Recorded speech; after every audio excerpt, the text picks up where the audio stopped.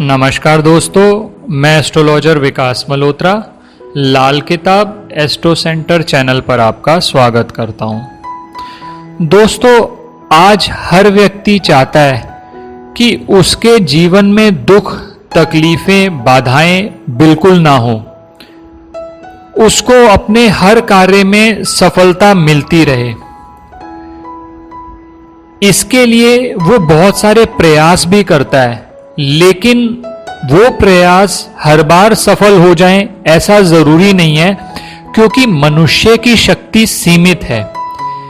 ऐसे में मंत्र की साधना आपकी सभी कामनाओं की पूर्ति करने में बहुत ही ज्यादा मददगार हो सकती है। जब मंत्र साधना से साधक अपने देव या देवी को प्रसन्न कर लेता है तो सांसारिक सुखों में और पुरुषार्थों की पूरी होने की जो पॉसिबिलिटी है वो बढ़ जाती है। इसी को मंत्र सिद्धि कहा जाता है। आज के इस वीडियो में मैं आपसे दुर्गा माता की 9 शक्तियों को जागृत करने के लिए नवार्न मंत्र पर बात कर रहा हूं। नव का अर्थ होता है 9 तथा अर्ण का अर्थ अक्षर होता है, अतः नवार्न 9 अक्षरों वाला मंत्र है ऐम ह्रीम क्लीम चामुंडाय विच्चे। 9 अक्षरों वाले इस नवार्न मंत्र के एक एक अक्षर का संबंध मां दुर्गा की एक एक शक्ति से है, और इस एक एक शक्ति का संबंध एक एक ग्रह से है।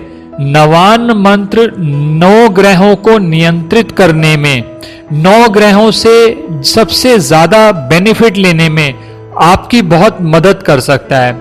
नवार्न मंत्र के 9 अक्षरों में पहला अक्षर ऐम है, जो सूर्य ग्रह से संबंधित है। ऐम का संबंध मां दुर्गा की पहली शक्ति शैलपुत्री से है, जिसकी उपासना प्रथम नवरात्र को की जाती है। और एक बात और ध्यान रखिए कि अगर आप नवरात्र में नवार्न मंत्र का जाप करते हैं, उसकी साधना करते हैं, तो उस मंत्र के सिद्ध होने की और उस मंत्र के आपको लाभ देने की जो पॉसिबिलिटी है वो बढ़ जाती है। नवार्न मंत्र में दूसरा अक्षर ह्रीम है, जो चंद्रमा ग्रह से संबंधित है। इसका संबंध मां दुर्गा की दूसरी शक्ति ब्रह्मचारिणी से है, जिसकी पूजा दूसरे नवरात्र को की जाती है। तीसरा अक्षर क्लीम है। ये जो क्लीम अक्षर है ये मां काली का, भगवान कृष्ण का और कामदेव का बीज मंत्र है। चौथा अक्षर चा है, 5वां अक्षर मू है, 6ठा अक्षर डा है, 7वां अक्षर य है, 8वां अक्षर वी है तथा 9वां अक्षर चय है, जो क्रमशः मंगल, बुध, बृहस्पति, शुक्र, शनि, राहु तथा केतु ग्रह से संबंधित है। और एक बात और अगर आप ध्यान दें तो ये जो तीसरा अक्षर है, चौथा अक्षर है, 5वां अक्षर है, ये मां दुर्गा की शक्तियों के साथ संबंधित है। जैसे तीसरा अक्षर है वो मां चंद्र घंटा के लिए है, चौथा अक्षर कुष्मांडा के लिए, 5वां स्कंद माता के लिए, 6ठा मां कात्यायनी के लिए, 7वां मां कालरात्रि के लिए, 8वां मां महागौरी के लिए तथा 9वां मां सिद्धिदात्री के लिए है, जिसका आप जानते हैं कि जिनकी आराधना तीसरे, चौथे, 5वें, 6ठे, 7वें, 8वें तथा 9वें नवरात्रि में की जाती है। इस नवार्न मंत्र को कुछ लोग इस तरह से भी प्रोनाउंस करते हैं ऐंग ह्रींग क्लींग चामुंडाय विच्चे, लेकिन ऐसा जो प्रोनाउंसिएशन है ज्यादातर वो लोग करते हैं जो इसको तांत्रिक साधना के लिए यूज करते हैं। तो जैसा मैंने आपको पहले प्रोनाउंसिएशन बताया है, जिस तरह से इस मंत्र का उच्चारण होना चाहिए, आप उसी तरह से करिए ऐम ह्रीम क्लीम चामुंडाय विच्चे।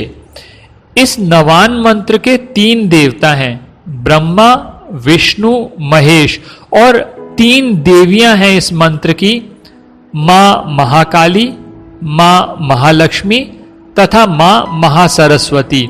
और दुर्गा की ये 9 शक्तियां धर्म, अर्थ, काम और मोक्ष चारों पुरुषार्थों की प्राप्ति में सहायक होती हैं।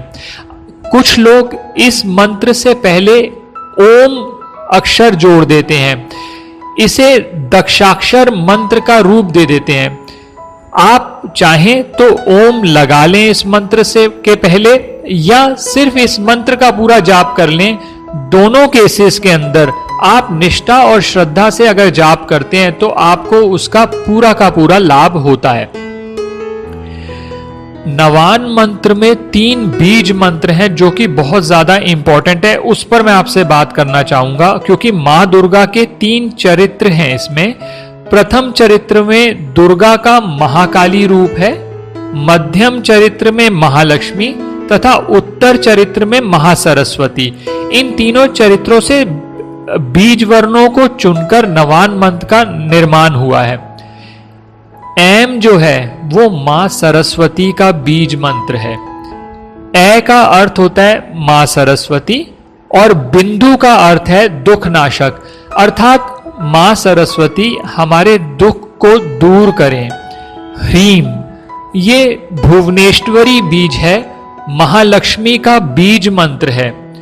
क्लीम जैसा मैंने पहले भी आपसे बात करी, भगवान कृष्ण के लिए, मां काली के लिए और कामदेव के लिए ये मंत्र प्रयोग किया जाता है।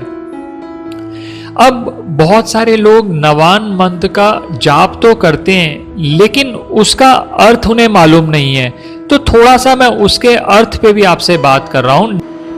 नवान मंत्र का अर्थ है, हे महासरस्वती, हे महालक्ष्मी, हे महाकाली, ब्रह्म विद्या पाने के लिए हम आपका ध्यान करते हैं।